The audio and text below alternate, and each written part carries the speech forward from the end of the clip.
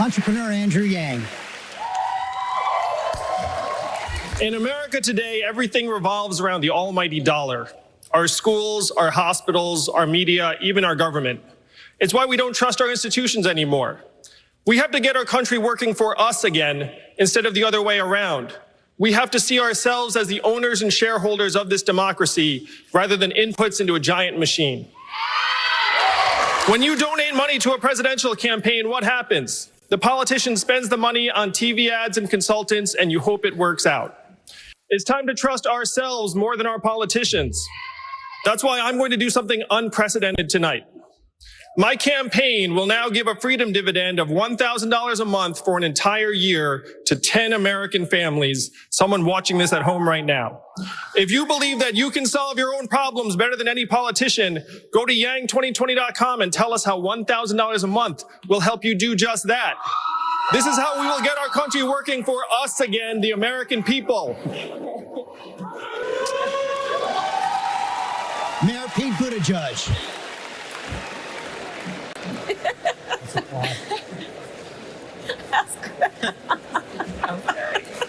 It's original, I'll give you that. Andrew Yang. This is why presidential debates are becoming unwatchable. Yeah, This reminds everybody of what they cannot stand about Washington. Andrew Yang. A house divided cannot stand. And that is not how we're Look, everyone, we know we're on the same team here. We know we're on the same team. We all have a better vision for healthcare than our current president. And I believe we're talking about this the wrong way. As someone who has run a business, I know that our current healthcare system makes it harder to hire people, makes it harder to give them benefits and treat them as full-time employees. You instead pretend they're contractors. It's harder to change jobs. It's certainly harder to start a business. The pitch we have to make to the American people is we will get the healthcare weight off of your backs and then unleash the hopes and dreams of the American people. Senator Booker. Now, I am Asian, so I know a lot of doctors. And they tell me that they spend a lot of time on paperwork, avoiding being sued, and navigating the insurance bureaucracy. We have to change the incentives so instead of revenue and activity, people are focused on our health in the healthcare system. And the Cleveland Clinic, where they're paid not based upon how many procedures they prescribe, shocker, they prescribe fewer procedures, and patient health stays the same or improves. That is the pitch to the American people. Mr. Yang, it is true that in the last few years, we have seen the most severe anti-immigrant measures, from putting kids in cages to limiting asylum for people fleeing gangs and domestic violence. But it is also true that about 1 million immigrants enter the U.S. legally every year. So are you willing to raise the number of legal immigrants from 1 million to 2 million per year?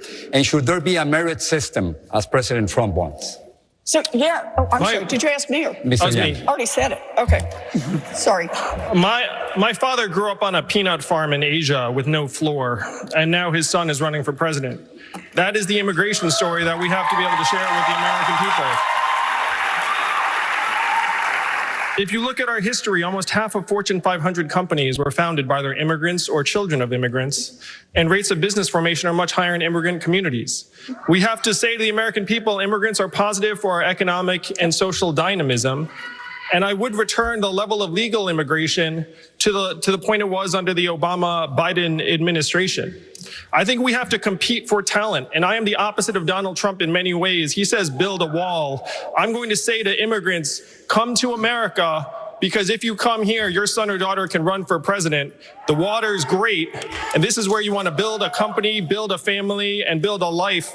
This country has been a magnet for human capital for generations. If we lose that, we lose something integral to our continued success, and that is where I would lead as president. Alcalde Pete, tengo una pregunta para usted. Gracias.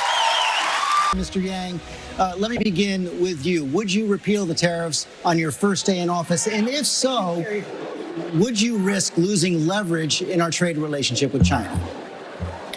I would not repeal the tariffs on day one, but I would let the Chinese know that we need to hammer out a deal, because right now the tariffs are pummeling producers and farmers in Iowa who have absolutely nothing to do with the imbalances that we have with China.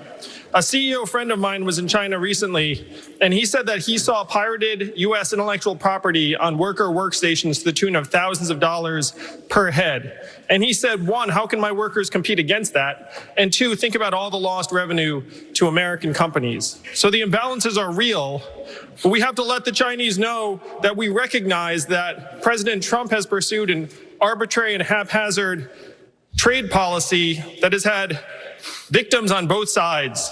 So no to repealing the tariffs immediately, but yes to making sure we come to a deal that addresses the concerns of American companies and American producers. I want to take this to Mr. Yang. You share the stage, as you know, when we talk about troops in Iraq and Afghanistan with the vice president who was in the Situation Room, with senators who are on the Senate Armed Services, the Foreign Relations Committees, with an Afghanistan veteran who is on the stage tonight. As you share the stage with these candidates, what makes you the most qualified on this stage to be commander-in-chief? I've signed a pledge to end the forever wars. We've been in a state of continuous armed conflict for 18 years, which is not what the American people want. We have to start owning what we can and can't do. We're not very good at rebuilding countries. And if you want proof, all you have to do is look within our own country at Puerto Rico. We've spent trillions of dollars to unclear benefits, lost thousands of lives, and thank you, Pete, for your service. And the goal has to be to rebuild the relationships that have made America strong for decades. I would lead our armed forces with restraint and judgment. What the American people want is simply a president who has the right values and point of view, and they can trust to make the right decisions when it comes to putting our young men and women into harm's way. And that's what I would do as president. Mr. Yang, thank you. Mr. Yang. So to follow up on what Elizabeth said, why are we losing to the fossil fuel companies? Yeah. Why are we losing to the gun lobby and the NRA? And the answer is this. We all know, everyone on the stage knows, that our government has been overrun by money and corporate interests. Now, everyone here has a plan to try and curb those corporate interests, but we have to face facts. Money finds a way. Money will find its way back in. So what is the answer? The answer is to wash the money out with people-powered money. My proposal is that we give every American 100 democracy dollars that you can only give to candidates and causes that you like. This would wash out the lobbyist cash by a factor of 8 to 1. That is the only way we will win. And as someone running for president, I'll tell you, there's the people on one side and the money on the other. The only way for us to win is if we bring them together. Thank you, Mr. Yang. Lindsay.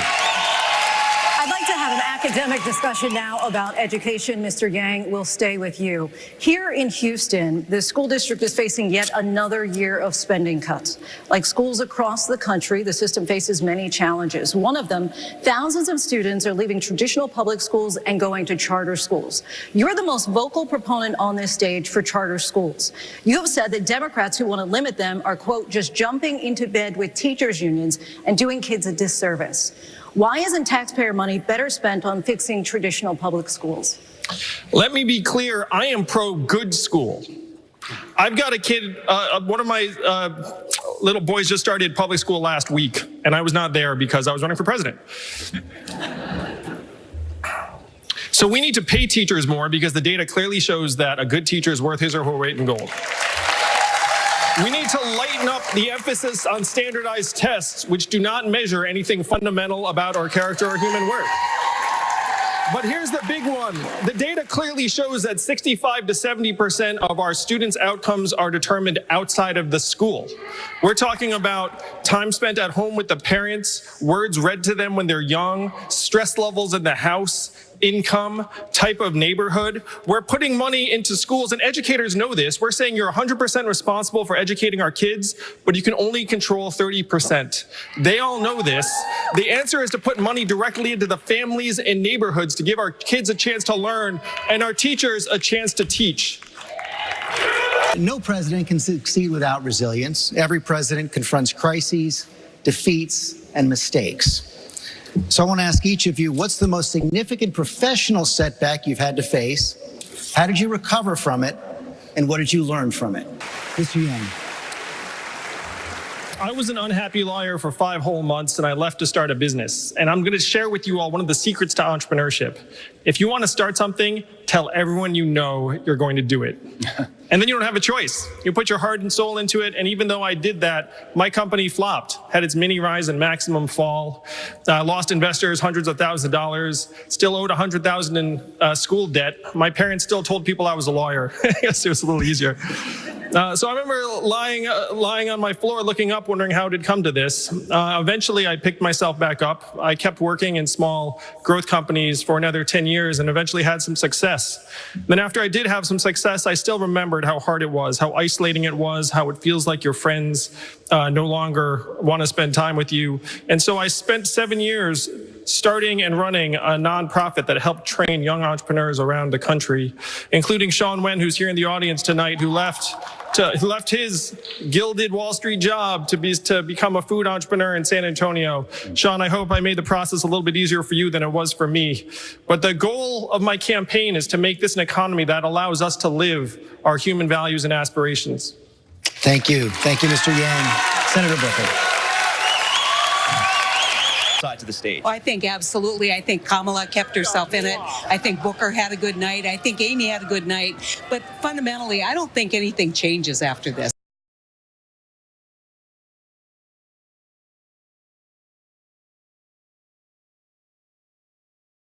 This video was produced by our God-tier patrons, Manuel Carrillo III and Bradley Davis. Become a producer of the show today. Yang Gang 2020. Yang Gang 2020.